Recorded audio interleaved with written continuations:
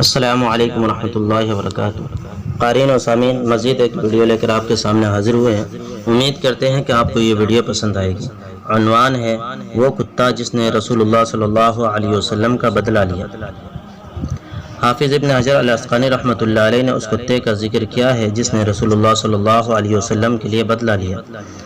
ایک دن نصارہ کے بڑوں کی ایک جماعت منگولوں کے ایک تقریب میں شرکت کے لیے روانہ ہوئی جو ایک منگول شہزادی کے نصرانیت قبول کرنے پر منعقد کی گئی تھی۔ اس تقریب میں ایک عیسائی مبلغ نے رسول اللہ صلی اللہ علیہ وسلم کو گالی بکی۔ قریب ہی ایک شکاری کتا بندھا ہوا تھا جو اس سلیبی کی طرف سے گالی بکنے پر چھلانگیں مارنے لگا اور زوردار جھٹکے دے کر رسی نکالی اور اس بدبخت سلیبی پر ٹوٹ پڑا اور اس کو کاٹا۔ اس پر لوگوں نے اس کتے کو قابو کیا اور ہٹایا۔ تقریب میں موجود بعض لوگوں نے کہا کہ یہ محمد صلی اللہ علیہ وسلم کے خلاف تمہاری گفتگو کی وجہ سے ہوا۔ اس سلیبی نے کہا بالکل نہیں، بلکہ یہ کتا خوددار ہے۔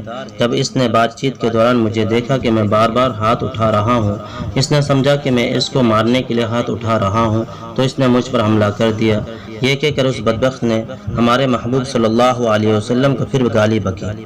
اس بار کتے نے رسی کاٹ دی اور سیدھا اس سلیبی پر چھلانگ لگا کر اس کے منحوس گردن کو جبوش لیا اور وہ فوراً ہلاک ہو گیا۔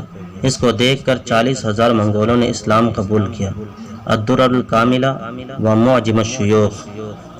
مزید لکھتے ہیں کہ اس واقعے کے عینی شاہد جمال الدین نے کہا ہے کہ اللہ کی قسم، کتے نے میری آنکھوں کے سامنے اس ملعون سلیبی کو کاٹا اور اس کا گردن دبوچا جس سے وہ ہلاک ہو گیا۔ جزاک اللہ خیر و احسن الجزا۔